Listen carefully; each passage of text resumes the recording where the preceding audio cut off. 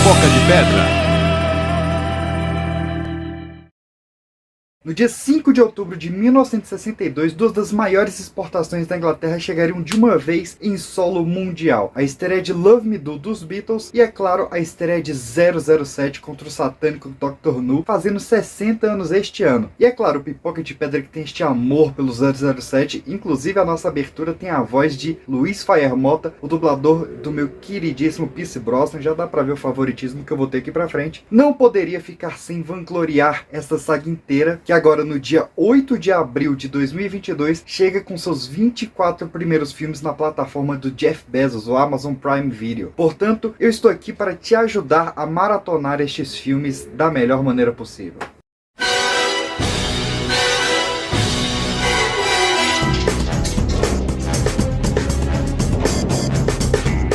X. TX.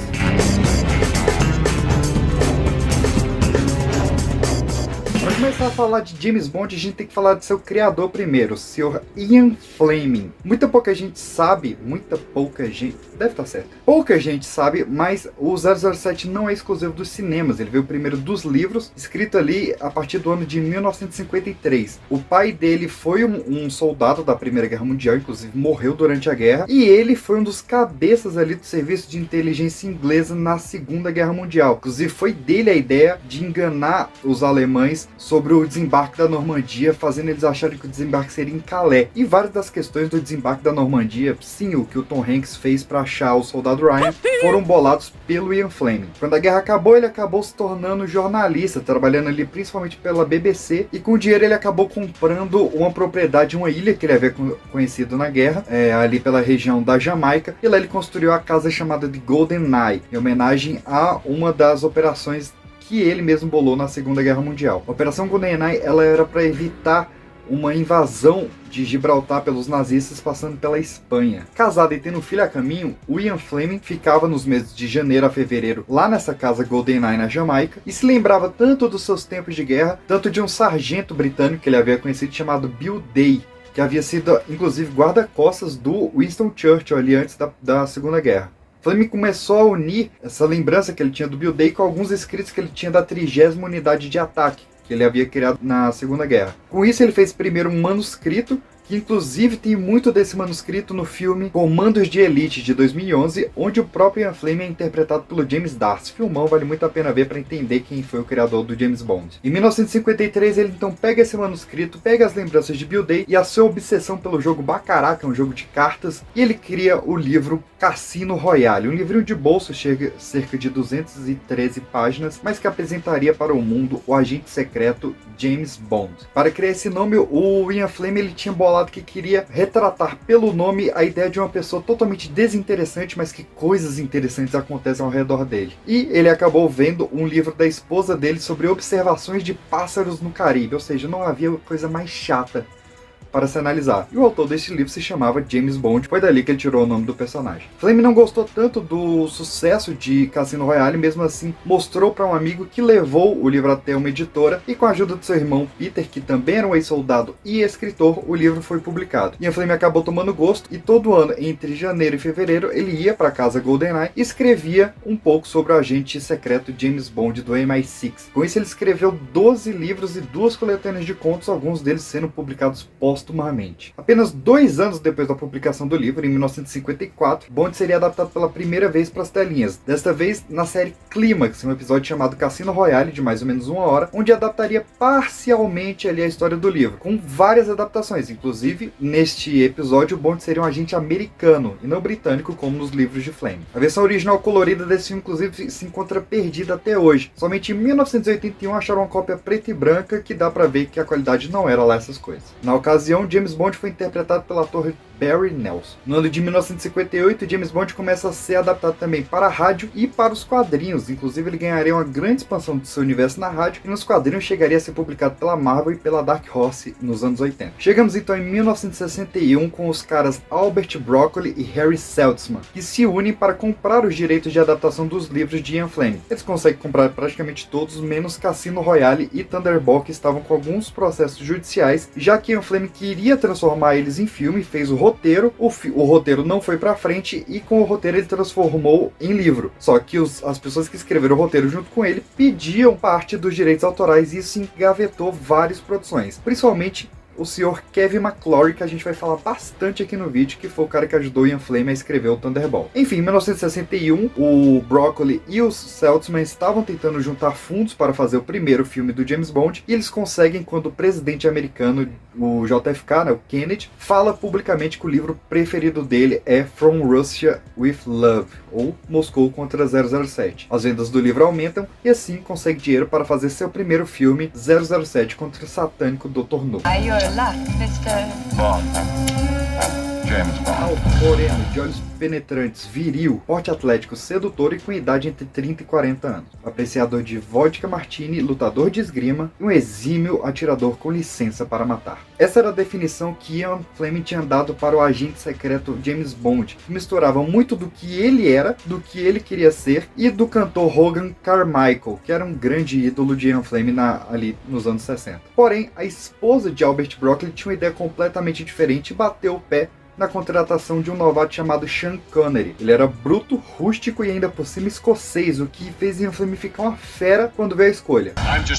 Porém, Connery realmente conseguiu o papel, teve várias aulas de etiquetas e no resultado se deu tão bem no papel que Ian Fleming começou a alterar nos livros para construir uma herança escocesa em James Bond no cânone principal. Apesar de ser o primeiro filme, várias das coisas mais clássicas do herói já estão ali, como a entrada no cano da arma, a sequência estilizada dos créditos finais e, é claro, a música tema.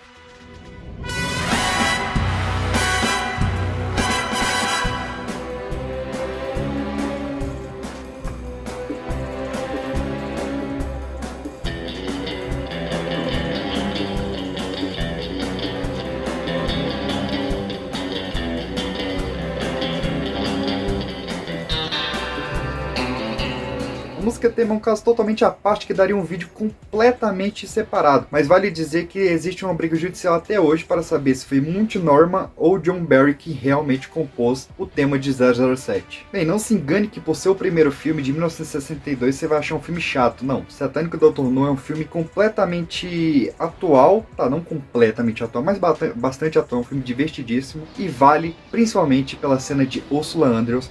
A primeira cena de uma mulher de biquíni na história do cinema. Vale ressaltar que o biquíni tinha sido inventado há pouquíssimo tempo e essa cena foi tão importante para o cinema que popularizou essa vestimenta no mundo e, é claro, é uma das maiores cenas da história do cinema. O filme ainda teve um azar danado porque poucos dias, menos de uma semana depois da estreia, rolou a crise dos mísseis cubanos. E como tinha um pouco a ver com a trama do filme, a Ion Production ficou um pouco com o pé atrás de lançar, mas lançou mesmo assim e não deu em nada. Só vale ressaltar que eu não vou desenvolver muito a parte da trama e do enredo dos filmes, para não dar muito spoiler. Eu quero que você vá realmente cru para a maioria desses filmes, principalmente porque as cenas pré-créditos são sempre espetaculares e você descobrir aos poucos sobre o que é o filme junto com James Bond é uma das cerejas do bolo dessa maratona. Logo no ano seguinte, em 63, chega Moscou contra 007. Foi o primeiro a ter uma sequência ali realmente velada, porque o primeiro filme apresentava o James Bond com a namorada, que seria a Sylvia Trent, e ela reaparece no início do segundo filme, mas apenas ali como um pequeno easter egg. O Moscou contra 007 ele se passa antes de Dr. No nos livros, porém se passa depois nos filmes, mostrando que os dois universos ocorreriam de forma paralela bastante diferente. O filme é bastante divertido, fica um pouco aquém ao primeiro, mas ele tem algo muito importante que é a apresentação do número 1, que seria um vilão importantíssimo para o James Bond daqui para frente. Mas o ano se passa em 64 chega o que é considerado o melhor filme de James Bond dessa primeira era, que é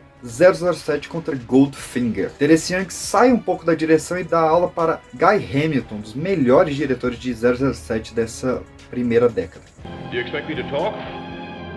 No, Mr. Bond, I expect you to die. Esse filme é considerado a base para o cinema moderno de James Bond, pois ele dá uma ênfase maior nos gadgets, nos apetrechos. Ele tem a Bond Girl geralmente sendo morta pelo vilão, a cena pré-créditos que vai se envolver com o filme, os capangas com características peculiares, enfim, tudo que caracteriza um bom filme do James Bond foi apresentado em Goldfinger. O sucesso foi tamanho que em 66 a gente já teria mais de 20 filmes de paródias de 007 lançados no cinema. Foi realmente um boom de criação de filmes de agente e séries tanto paródia quanto séries, como Agente da Anco, Agente 86, mais tarde viria em Austin Powers e por aí vai. Um dos mais famosos dele que vale ressaltar é o de 1967, que se chamava Cassino Royale, teve o David Niven como o James Bond. Durante a produção de Goldfinger, infelizmente Ian Fleming acabou falecendo de infarto com 53, ou era 54 anos, bem novo até, e pôde apenas participar da produção dos 2 primeiros por inteiro. Em 1964, Albert Broccoli, Harry Seltzman e o Kevin McClory, Albert Broccoli, Harry Seltzman e Kevin McClory, eles conseguem chegar a um acordo para finalmente lançar Thunderball. O filme que era para ter sido o primeiro filme de 007 consegue sair somente como o 4º filme após eles conseguirem colocar o Kevin McClory como produtor e ter parte dos lucros da bilheteria. Se corrigirmos a inflação, Thunderball seria o filme de maior arrecadação da história de 007. Pode não ser o melhor em enredo, mas os efeitos foram bastante impressionantes. Inclusive o John Steers, que fez os efeitos de Thunderball, mais tarde viria fazer um filmeco em 77 chamado Star Wars. Ainda falando de Star Wars, o Kevin McClory pegou o roteiro de Thunderball e anos depois, em 1983, faria o filme Never Say Never Again. Esse filme também traria o Sean Connery como 007, seria um remake de Thunderball e seria dirigido por Irving Kershner, que foi o diretor de O Império Contra-Ataca. O filme é repleto de lendas, inclusive, sobre ela. A primeira é que Shirley Beasley havia feito uma música chamada Mr. Kiss Kiss Bang Bang, que era um apelido do James Bond nos jornais, mas ela foi considerada curta demais para passar nos créditos. Então eles acabaram passando a missão para Dionne Warwick, que fez a música, mas eles ficaram incomodados porque a música não tinha o nome do título do filme. Foi assim que surgia então Thunderball, cantada pelo Tom Jones, e segundo a lenda, Tom Jones desmaiou assim que cantou a última nota de tão aguda que ela era. It strikes like thunder,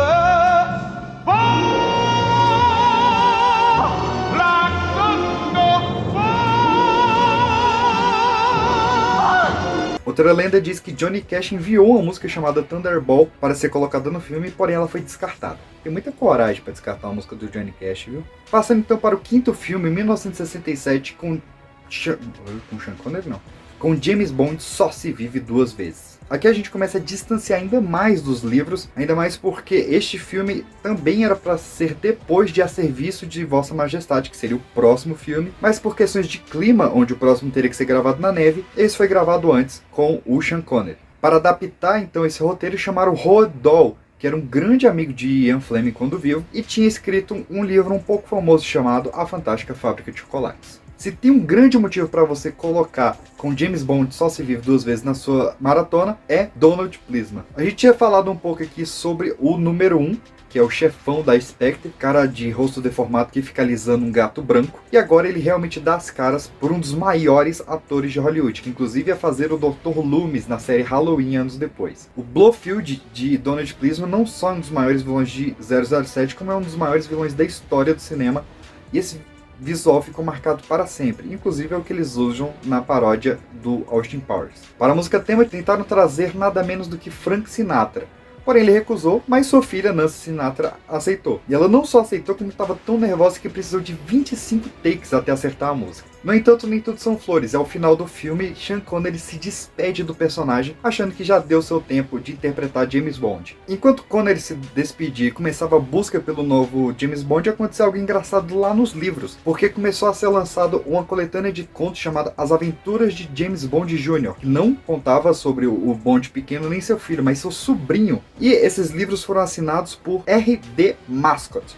A editora nunca contou quem é R.D. Mascott e até hoje não se sabe quem foi o cara que lançou esses livros, apesar deles serem bastante elogiados pela crítica e terem virado até desenho animado e revista em quadrinhos. Voltando para o cinema, agora novamente nós temos algumas lendas. Um jovem australiano chamado George Lazenby, há quem diga que na época era vendedor de carro e modelos de comerciais, principalmente de cuecas. Há quem diga que ele simplesmente vestiu um terno e um Rolex e invadiu o escritório de Broccoli e Seltzman, dizendo que era um ator de filmes russos e tchecos e que queria interpretar o James Bond. Quando marcaram então a reunião no outro dia, acabou caindo na farsa, viram que ele estava mentindo, mas a sua atitude e sua postura foi tão firme que viram que ele seria um James Bond perfeito. Outra versão conta que, na verdade, ele frequentava a mesma barbearia que Albert Broccoli, e a sua postura na barbearia e o bate-papo entre os dois foi o que fez ele contratar. Lazenby então atua em A Serviço de Vossa Majestade, considerado até então o filme mais fiel aos livros de Ian Fleming e que mostra um James Bond mais pé no chão, mais sensível e mais humano. Isso, é claro, dividiu bastante as opiniões na época. Tem quem gosta bastante e quer ver de volta o James Bond com essa pegada, tem quem odiou e fala que é totalmente contra o personagem. A questão é que George Lazenby parecia bastante empolgado com o filme, mas em seu lançamento em 1969, ele acaba ouvindo o seu agente e caindo fora, porque ele não queria ficar estereotipado como um cara certinho, engomadinho, e volta a deixar seu cabelo e barba crescer e adotar um estilo hippie. Anos depois, Lazenby se arrepende bastante do que fez. Falando um pouco do filme, ele troca o Donald Pleasant, que era o Blofeld, pelo Telly Savalas, e ele faz o James Bond se casar pela primeira vez. Então isso é um marco bastante importante. É um filme que eu gosto muito, é um filme bastante subestimado, vale muito a pena botar na sua maratona também. Para você que gosta de quebra de quarta parede, esse filme tem várias. Inclusive Lazenby olhando para a câmera e falando que... This never happened to the other fella. Falando, claro, do Sean Connery, e um zelador assobiando o tema de Goldfinger. Também um dos momentos que eu mais gosto do filme é quando ele entra na sala para pegar suas armas e tem vários objetos dos 5 primeiros filmes, bem legal mesmo. Com a saída de Lazenby, os produtores então veem que deveriam trazer Sean Connery de volta. Para isso, eles pagam 1,15 milhões de dólares para... 1,15 milhão de dólares para Sean Connery retornar, além de uma participação nos lucros do filme. Apesar de bem mais velho, Sean Connery retorna para Somente os Diamantes São Eternos e faz um filme bastante digno de sua despedida do personagem. A intenção para conter o fracasso de George Lazenby era repetir completamente o sucesso de Goldfinger. Então trouxeram de volta o Sean Connery, trouxeram de volta Guy Hamilton na direção e até mesmo a Shirley Beasley para fazer a trilha sonora de novo. Diamonds are forever.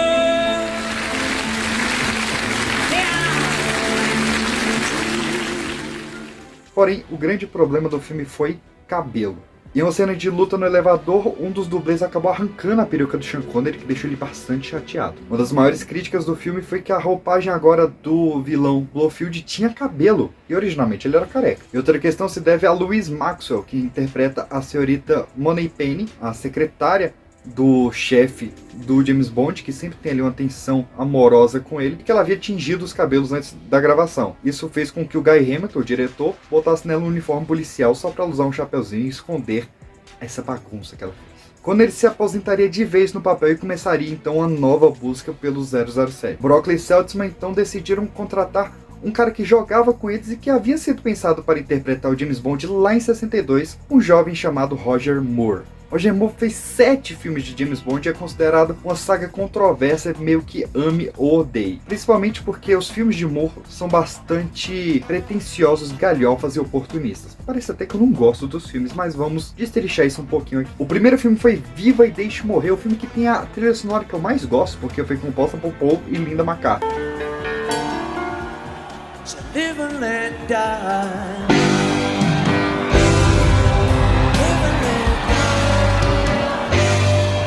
Porém, foi o filme que ele seguiu a onda do movimento Blaxploitation e da alta dos Panteras Negras ali nos Estados Unidos. Tanto é que é o filme que mais foca nos Estados Unidos ao invés do Reino Unido, como frequentemente era feito nos filmes de 007. Com isso, o filme tem várias cenas no Harlem, em Nova Orleans e no Caribe. E sua trama passa de espionagem mais secreta de Guerra Fria para tráfico de drogas, tudo para pegar o hype desse gênero que estava em ascensão. Outro detalhe é que esse filme traz Rose Carver, a primeira Bond Girl negra do cinema. O segundo filme de Moore foi O Homem com a Pistola de Ouro, que dessa vez seguiria o hype dos filmes de artes marciais. Então teria bastante cena na Tailândia, na China, em Hong Kong e no Macau.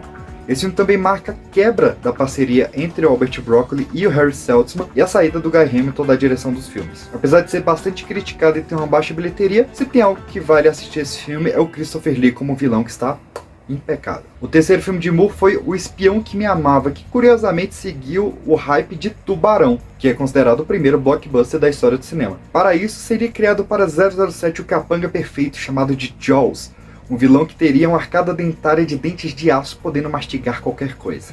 Que grande ideia. Dessa vez eles foram bastante ousados e criaram uma música que não tinha o título do filme, que era Nobody Does It Better, da Carly Simon.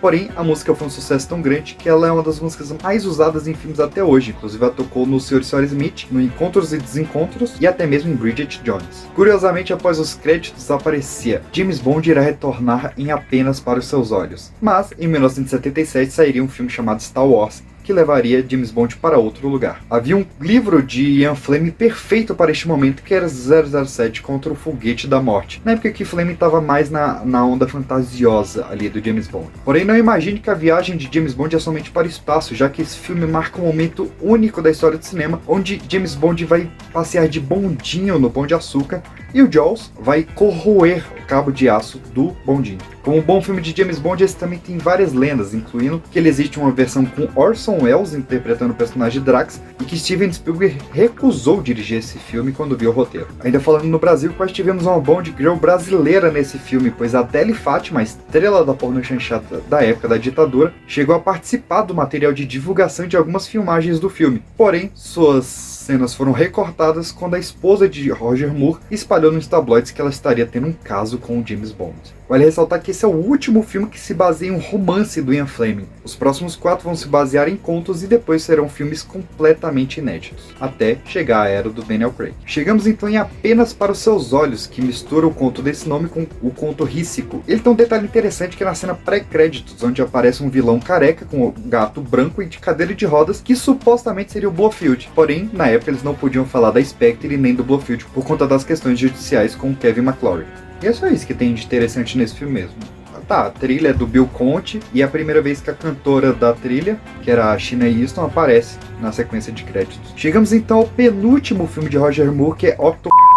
E esse filme marca um grande embate nos cinemas, pois foi no mesmo ano que o Kevin McClory lançou o Never Say Never Again com a volta do Sean Connery. Porém, o público ainda preferia os filmes oficiais da Eon Production, e mesmo tendo Sean Connery e Kim Basinger no outro filme, Octopussy com Roger Moore se saiu melhor tanto na crítica quanto na bilheteria. O filme mostra uma importantíssima troca de elenco que é para o chefe do James Bond, o M, onde sai Bernard Lee e entra Robert Brown. Chegamos enfim ao final da carreira de Roger Moore com 007 na mira dos assassinos, porém essa despedida não foi tão legal assim. O filme chegou a ser criticado até mesmo pelo Neil Gaiman, e a Tanya Roberts, que é a Bond Girl, ganhou Framboesa de Ouro de pior atriz coadjuvante do ano. Se tem um ponto alto para falar do filme, é o vilão, que é o Christopher Walken, que tá bem em todos os filmes, então não tem por que ele não estaria bem nesse filme. Assim, Roger Moore se despede do papel como o único James Bond que sorria, e também o único que nunca dirigiu um Aston Martin nem nunca tomou um Martini mexido e não batido. Curiosamente, uma pesquisa feita pelo Oscar no ano de 2004 elegeu Roger Moore como o melhor James Bond.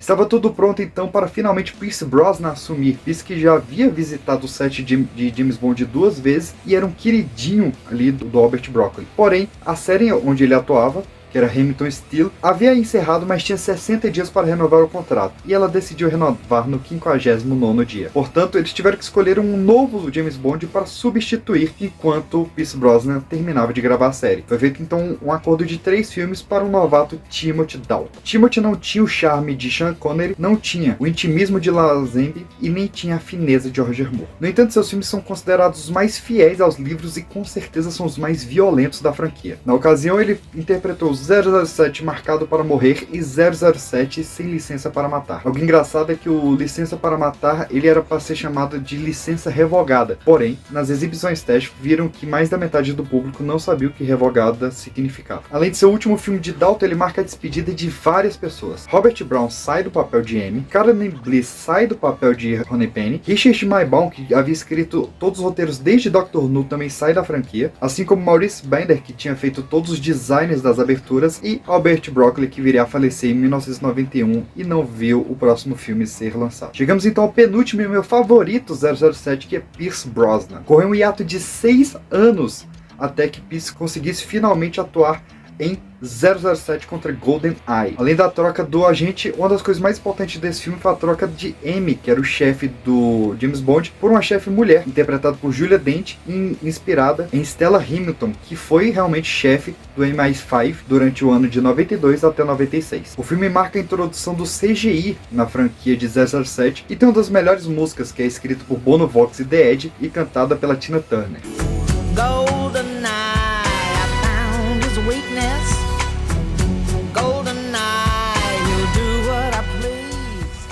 E é claro, não dá pra falar de GoldenEye sem pelo menos mencionar o jogo do Nintendo 64, que era sensacional. Pierce Brosnan viria fazendo ainda mais 3 filmes. Um dele, O Amanhã Nunca Morre, teve o grande azar de sair no mesmo dia do que Titanic, portanto é o único filme de 007 que não chegou no número 1 das bilheterias. Porém, só o fato da Bond Girl ser a Terry Hatcher de Lois e Clark já vale ele estar na sua maratona. Mas a coisa realmente mudaria com Um Novo Dia para Morrer.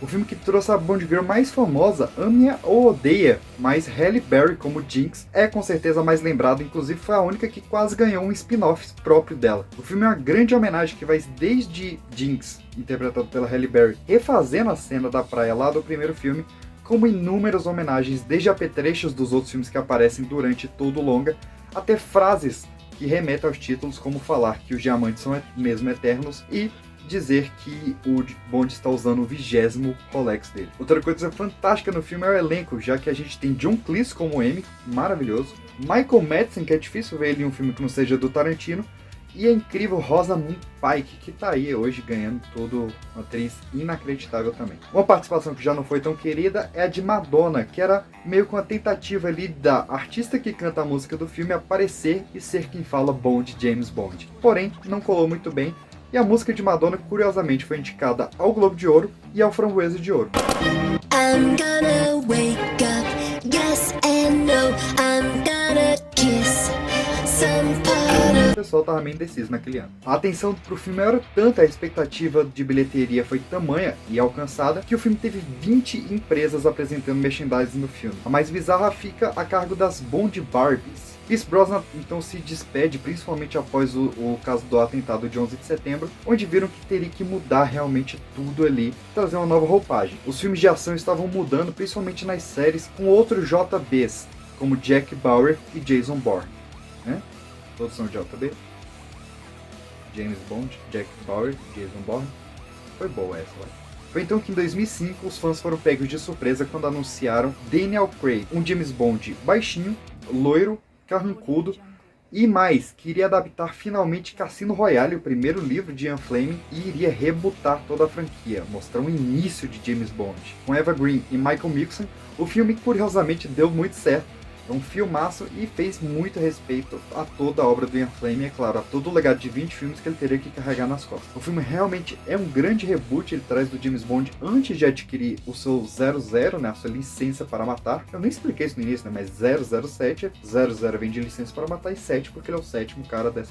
Você já deve saber disso, pelo amor de Deus. O filme quase teve a direção de Quentin Tarantino e quase teve Henry Cavill no papel do James Bond. Mas o mais importante é que a trama iniciada em Cassino Royale duraria até o final da saga de Daniel Craig com Sem Tempo para Morrer. E esse arco fechado é algo realmente inovador que eu espero que siga ali nos próximos atores que vierem interpretar o personagem. O segundo filme foi Quantum of Solace, em homenagem a um dos contos do Ian Fleming, mas que não tem nada a ver com o conto realmente. O filme foi escrito durante a greve dos roteiristas, então quando metade do filme estava sendo gravado, o roteiro nem estava completamente escrito. Ele é o filme mais curto da franquia, ele tem apenas 106 minutos, e por acidente, por eles não souberem para onde eles iam, o filme acabou sendo uma sequência direta de Cassino Royale. Uma marca desse filme que me intrigou bastante, que a gente até não falou dos outros, são as músicas rejeitadas, né? Esse filme teve a música da Amy Winehouse rejeitada, e assim como a lenda de que teve a música do Johnny Cash, teve até a música do Eric Clapton, que foi rejeitada também. E por falar em música, temos que falar 2012 de Skyfall, com a música da Adele. Swept away, I'm stolen. Let the sky fall and it crumble. Finalmente tivemos um Oscar para a melhor canção em James Bond, merecidíssimo. Claro que teve outros que também mereciam, mas essa foi realmente espetacular. E o filme faz jus à música, o filme é muito bom. A música é melhor do que o filme, talvez? Não sei. Mas temos Javier Bardem, temos Naomi Harris, temos Ralph Fiennes. É um filme realmente grandioso de James Bond, o primeiro a mostrar o Daniel Craig como o agente 007 de verdade, consolidado e com um grande futuro pela frente. Pena que seria bem curto. Para a direção chamaram o sensacional Sam Mendes, que estava meio que no hiato após o Beleza Americana e que viria depois a fazer o 1917.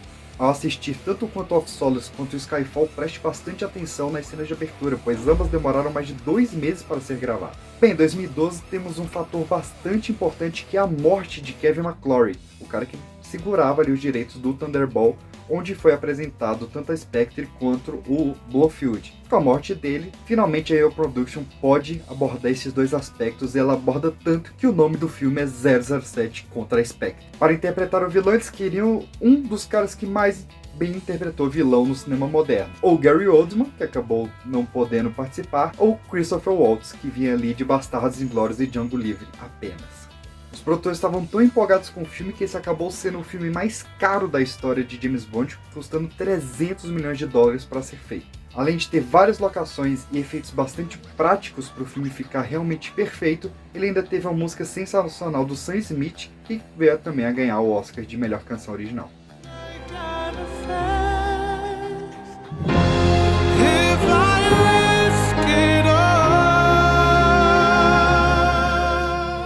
Por fim, sem ter muito o que falar sem entregar o filme, chegamos ao 25º e último filme, que ainda não vai chegar na Amazon Prime nesse dia 8 de abril, mas logo logo está lá, 007 Sem Tempo, Irmão, Sem Tempo para Morrer, que marca a despedida de Daniel Craig no papel, o seu embate final contra Rami Malek, o Mr. Robot, o Fred Mercury, e que é realmente digno de todo o fechamento desse arco ali de 5 filmes, e que constrói um terreno maravilhoso para o próximo 007. Estou aqui na grande expectativa de que seja Idris Elba, mas vamos esperar para ver quem será o próximo agente com licença para matar. Eu me despeço aqui desse vídeo gigantesco, mas que eu tinha que falar dos 25 filmes de 007 para você fazer uma maratona perfeita. Você viu o trabalho que deu para fazer nesse vídeo aqui, então não esquece de curtir e compartilhar. Ó, só pelo suor do estar com essa luz maldita aqui, nesse terno, já vale o seu like e um comentário qualquer aqui, compartilhar para mim. 2 pessoinhas? 2 pessoinhas? 7 seria o ideal, hein? 7 pessoinhas. 007, 7 pessoinhas, esquece o 0. É isso, meus queridos, até o próximo vídeo. Não esquece de comentar aqui qual outra franquia você quer destrinchar. Um beijão, tchau. I'd leave alone. Just goes to show that the blood you bleed is just the blood you